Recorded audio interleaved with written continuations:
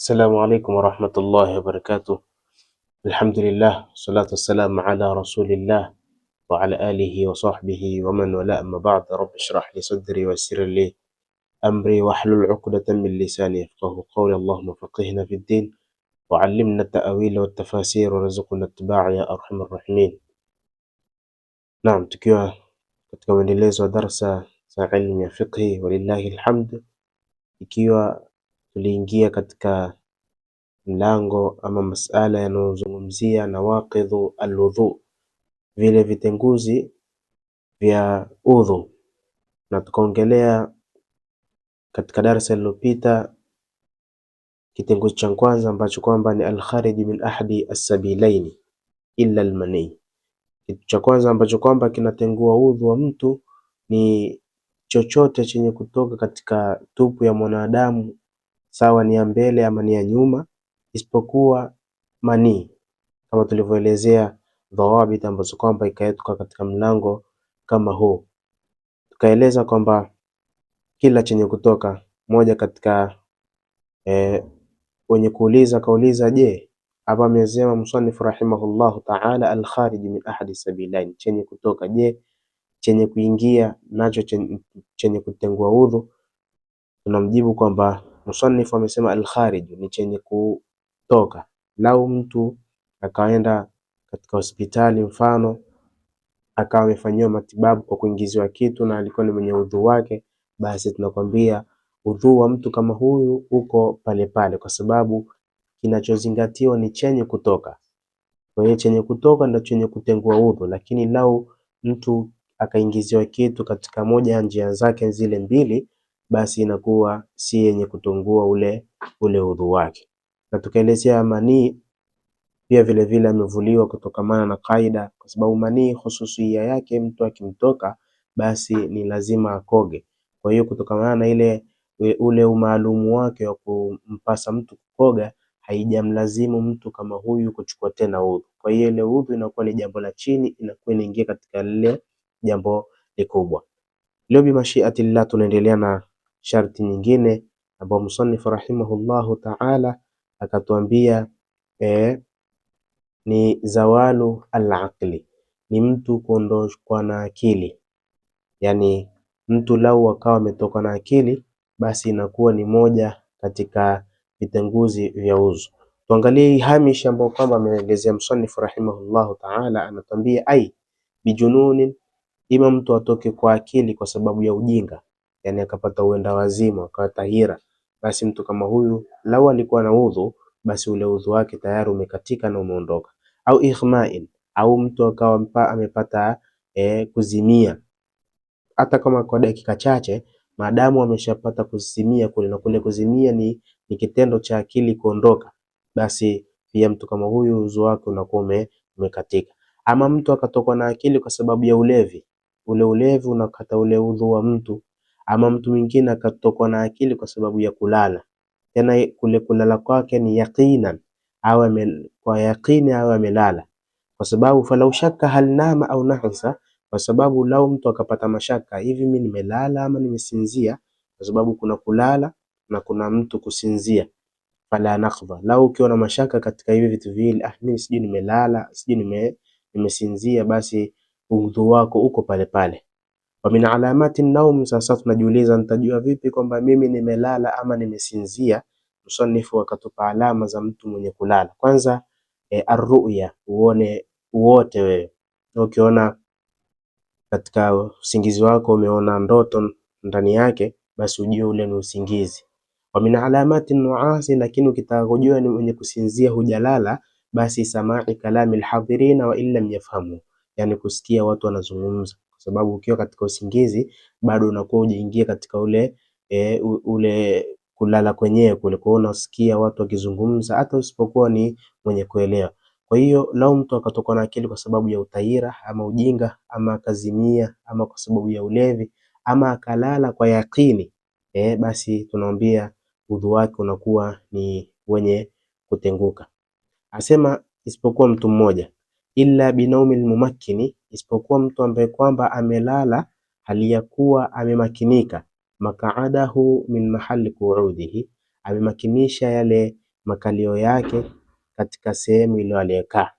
Yani lau mtu amelala aliyakuwa makalio yake yameambatana na pale alipoketi, ima ni katika kochi, ima ni katika kama umepanda kipando na mfano kama huo, maadamu makalio yako yameambatana na ile sehemu ulioketi, basi mtu kama huyu usingizi wake uko, kwa sababu imekuja katika hadithi Mtume Muhammad sallallahu alaihi wasallam asema, idha namatil ainani intalaqa alwikau, lau mtu akiwa ni mwenye kulala basi kufunguka vile vifunuko vyote katika mwili wa mwanadamu, kwa sababu kule alyaqadha, mtu kuwa katika hali ya kuamka ama kuwa katika hadhir, basi ni kilindo cha vile mashimo yote na anakuwa ni hadhir katika kila jambo lake, lakini akiwa nimelala basi kila kitu huwa ni wazi. Kwa hiyo pale anapokuwa ni mumakkin, akawa ameambatanisha makalio yake mathalan katika ile sehemu aliyokaa, basi inakuwa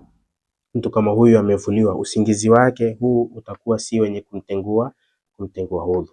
Kisha akatupeleka moja kwa moja katika kitenguzi kingine cha udhu, akatwambia athalithu, cha tatu, iltiqa'u basharatai rajuli wal mar'ati alkabiraini alajnabiyaini min ghairi ha'ilin, ni kukutana ngozi mbili ya mwanamume na mwanamke, alkabiraini, tena wote ni wakubwa, alajnabiyaini, wote ni ajnabia, bimaana mwingine anafaa kumuoa mwingine, min ghairi ha'ilin, pasipokuwa na sitara.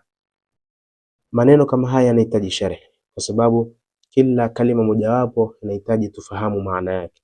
Kwanza, aliltiqa'u basharatai arrajuli walmar'ati, ni lazima ikutane ngozi ya mtu ya mwanamume na mwanamke, bimaana ile dhahirul aljid alinsan, ile ngozi yake ya juu.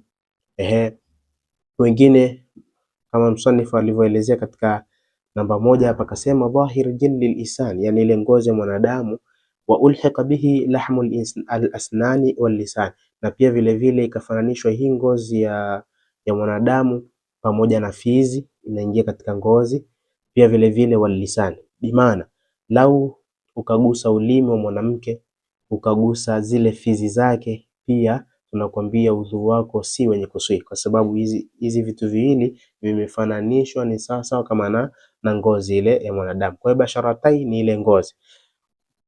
Akatuambia vitu ambavyo kwamba vimevuliwa si katika ngozi ni vitu takriban vitatu, ima ashari, ni nywele, wasinni wadhufr. Hivi vitu ndio vimevuliwa.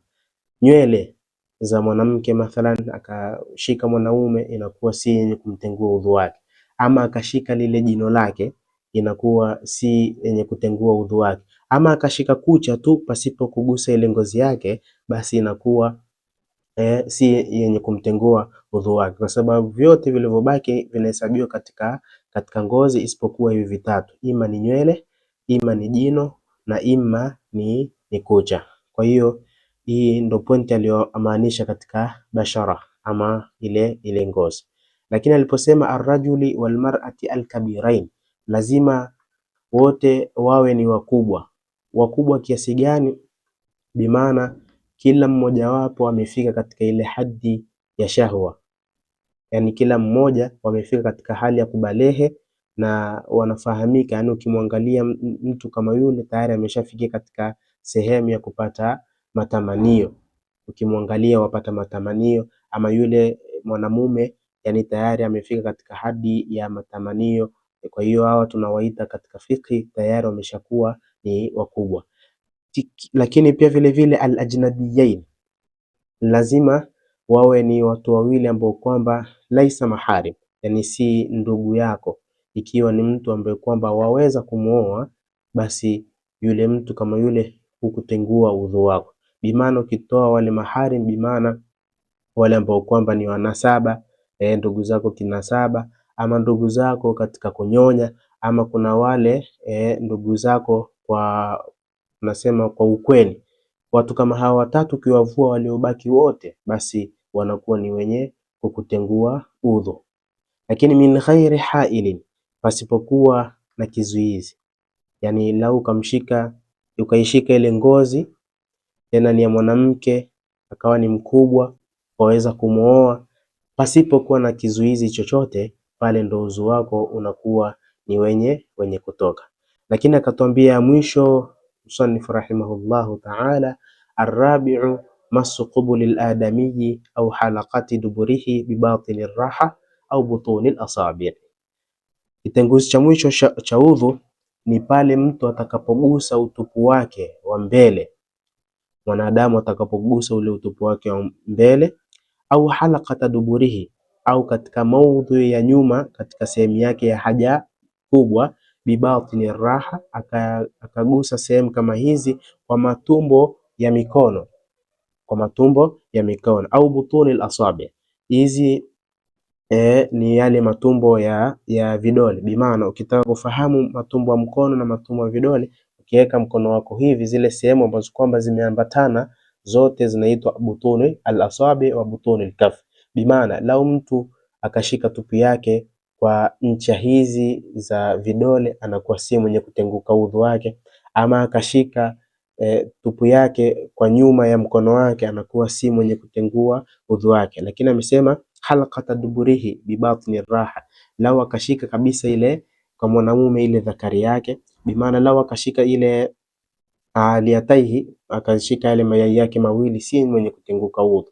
Lakini pia vile vile akasema halaqata duburihi, bimaana lazima ashike ile sehemu yenyewe ya kutolea haja kubwa, bimaana lau akashika ile zile sehemu mbili ambazo kwamba ni zenye nyama, basi inakuwa si mwenye kutenguka ule udhu wake. Kwa hiyo lazima mwanadamu ashike tupu yake tena kwa matumbo ya mikono, na yale matumbo ya mikono yawe ni ya vidole ama ni yawe ya mkono, basi anakuwa ni moja kwa moja anakuwa ametenguka udhu wake. Hivi ndo alivyotutajia msanifu rahimahullahu ta'ala katika mlango kama huu. Akatwambia walmuradu bidhalika ma yustataru inda wad'i ihda rahatayn ala al-ukhra bitahamulin yasir. Kama tulivyoelezea, ukitaka kujua matumbo ya mkono na matumbo ya vidole ni pale utakapoweka mikono yako kaiambatanisha moja kwa moja hivi, basi zile sehemu ambazo kwamba zimegusana, basi ndo hizo ambazo kwamba ukapashika tupu yako, basi ule udhu wako unakuwa ni wenye kukatika. Hizi ndo nawaqidh alizozitaja msanifu rahimahullahu ta'ala, ambazo kwamba ni 4, ima kutoka na kitu chochote katika utupu wako isipokuwa manii, lakini pia vile vile ima kuondoka na akili. Kuondoka na akili akatuelezea kwa tafsiri, utaweza kuondoka na akili kwa kuzimia, utaweza kuondoka na akili kwa kupata utaira, utaweza kuondoka na akili kwa ajili ya ulevi na mfano kama huo. Lakini pia vile vile utaweza kuondoka na akili kwa sababu ya kulala. Pale unapolala mtu anakuwa ni mwenye kuondoka na ile akili, isipokuwa yule mtu ambaye kwamba amelala hali ya kuwa makalio yake yameambatanisha kabisa na ile sehemu aliyokaa mtu kama huyu, udhu wake unakuwa uko pale pale. Lakini pia vile vile akatutajia pindi mwanamume ama mwanamke atakapokuwa amemshika mwanamume akawa amemshika mwanamke, na mwanamke mathalan atakapokuwa amemshika mwanaume yule akawa ni mkubwa, lakini pia vile vile yuwafaa kumuoa, bimaana sio katika maharamia wale ambao hufai kuwaoa, lakini akamshika pasipokuwa na sitara, basi pia ni mojawapo katika vitenguzi vya udhu. Lakini pia vile vile akamalizia akatwambia pale mtu mwenyewe yeye atakapokuwa ameshika tupu yake yeye mwenyewe kwa kupitia yale matumbo ya mkono wake, kwa sababu kuna tofauti ya 3 na ya 4. Hii ya 3 ni lazima yule mtu awe hata kama ni mwenyewe, yani utakapokuwa umeshika tupu yako ni mwenyewe, maadamu ni wewe ndo mshikaji, basi udhu wako unakuwa ni wenye kutenguka. Tunamwomba Allah subhanahu wa ta'ala atunufaishe na elimu kama hii na atujalie min alladhina yastami'una alqawla fayattabi'una ahsana. Wassalamu alaykum wa rahmatullahi wa barakatuh.